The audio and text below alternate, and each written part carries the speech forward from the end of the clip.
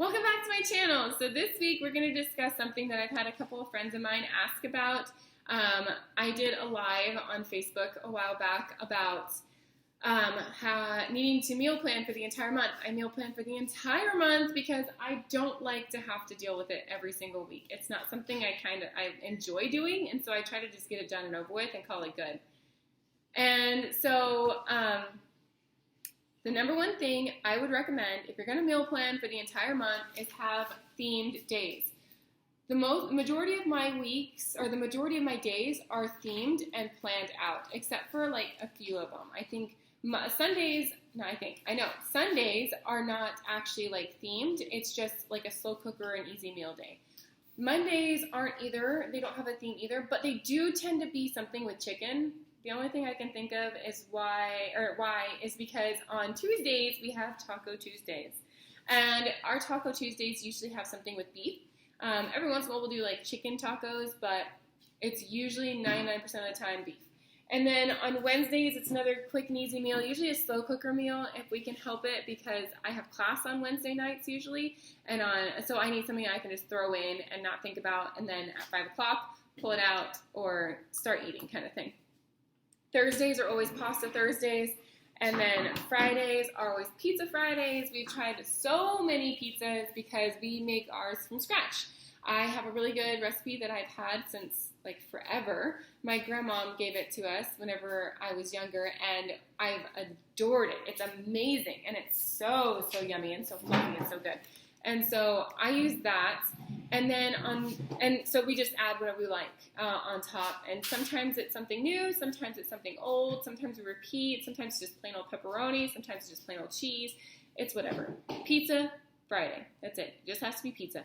Sometimes we'll do something like a calzone or something like that, but for the most part, we usually just do pizza. And then on Saturdays, we do something like soups or salads.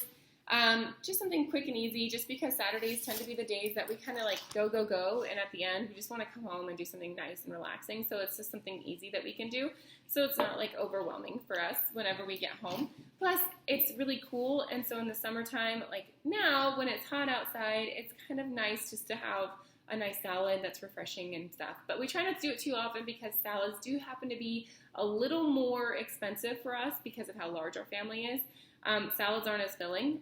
We have found some things that, like some salad ingredients that we can add that make it a little bit more filling, but for the most part, it's just kind of, a salad. So here we go. That's the number one thing that we do. The second thing that we do is I go to Pinterest, and we don't always like to repeat meals, but we do like to have meals that we know are go-to that we can have without having to worry about whether or not the kids are going to like it or not. So I write down all the meals that the kids like after we try them from Pinterest. I write them down in my own little cookbook, and we will go through and repeat what meals we want, and we'll just do it over and over and over again. There are some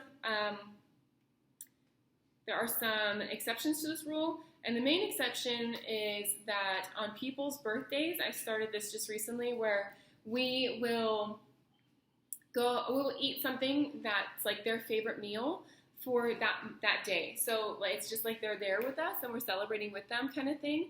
I even think I'm going to start making a birthday cake on that day. It may not be their favorite cake, but it'll be our favorite cakes. That way we eat it and we'll enjoy it and have fun. I think that's a great plan. Thanks, Austin.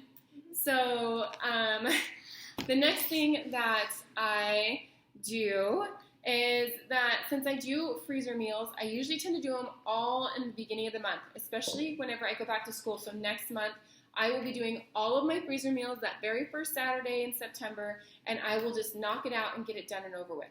I will freeze them that same day. I have a huge chest freezer, like a deep freezer that I store it all in. I put them in date order, so starting at the end, so it'll end at the end of the month. All the food for the end of the month will be on the bottom, and I have their dates and when they're supposed to be, so like the date of when they're supposed to be consumed, like when I have them planned on the foil, and then I just wrap them up real good. And so that's how I still store that. And then I just move it into my inside, they're both inside, my little freezer the week of, and then I just pull it out from the little freezer so I'm not digging out of the deep freezer for the meals that I need. And then the other thing is, so I have to get milk, bread, and produce almost every other week, if not every week. For bread, you can actually freeze bread and it doesn't matter. Like you can use it afterwards. No big deal after you defrost it. But the problem with that is that I have really picky eaters. And so my kids usually will not eat bread after it's been frozen. So instead of freezing bread, we just go every week or every other week to grab it when we need it. And then with milk, we don't freeze that either because, like I said, my kids are particular. And so we will just go every week and buy it. We buy about 2 gallons. We go through a lot of milk, so 2 gallons every week, and that usually kind of fills us up. And produce. So our produce can last us about a week or two, depending. I keep looking over it all, so I'm sorry. So our produce lasts us about a week or two, and that's actually really helpful because our produce isn't always something that we use. And so when we do use it, though, we eat a lot of it all at once. We just kind of like go at it, don't we? Can I please say something? Yes, go ahead. Try sausage and grits. I ask Oh, for my it like heck. every month. So I told you that casseroles are things that we go for because of the fact they're quick and easy and they fill large families and they're cheap for large families. So we do eat a lot of casseroles, which means that it's easy for me to do freezer meals because I can just freeze it and go and then pull it out and bake it. And so his number one is sausage and grits casserole. I will link the recipe below so that way you all can try it out because he's not going to stop talking until you actually try it, which is okay. And let us know what you think of it whenever you try it because that'll be fun. It's like a breakfast casserole with like beef and like grits. No, not beef, sausage. That's why it's called sausage and grits. Anyways, so those are our things. Those are the top things that we do to meal plan for the month. And this way I can plan out how much I'm going to be spending each week on my groceries, because this way I know I can break it down into how much each meal is going to cost me and go from there. If it's going to be too much, then I wipe it and try again. And I highly suggest grabbing one of these huge calendars because these huge calendars are a lifesaver. You can write everything on them, especially if you have a large family.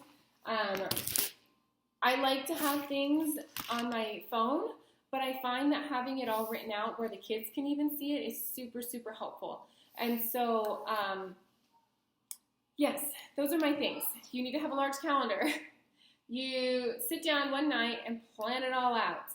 Make sure you have themed nights so that way it makes it easier for you so you're not overwhelmed by the process of having to plan. Number 3 is use your resources. I use Pinterest and I use my own recipe book, but mostly I use Pinterest because they're just super quick and easy to find, and you find a lot of really good ones there. And then I suggest freezing meals. If you have a large family, you need to be freezing meals because I am not good at doubling and freezing, so what I do instead is I just do the whole month all at once, like I said earlier. And so freezing meals is a lifesaver. You don't have to stress about not being able to, not having the energy to make dinner that day or whatever. You just have it all done and it's ready to go whenever you're ready. And then have a weekly budget. We have a $700 budget for our family for the month. And that includes his dietary restrictions because I still buy some snacks that are his dietary stuff just because he does end up going a little crazy if he has too much sugar. So I like for him to have some snacks available for him just so that he doesn't, act out too much. And so we have him added into our diet a lot of times too. So that's $700 for the month. Break that down weekly and you figure out real easy how much you're supposed to be spending on each meal for the month, and then you go from there. And when I do that, it makes it so that I don't overspend and I'm able to stay within my limits. And then I can also go back and rearrange my food and my meals accordingly. So let me know what you do. What do you do to make your life easier? How do you meal plan for the month? Or do you just meal plan weekly? Let me know how it works for you and what your pros and cons are for meal planning. And I will see you next week. Say bye. Bye.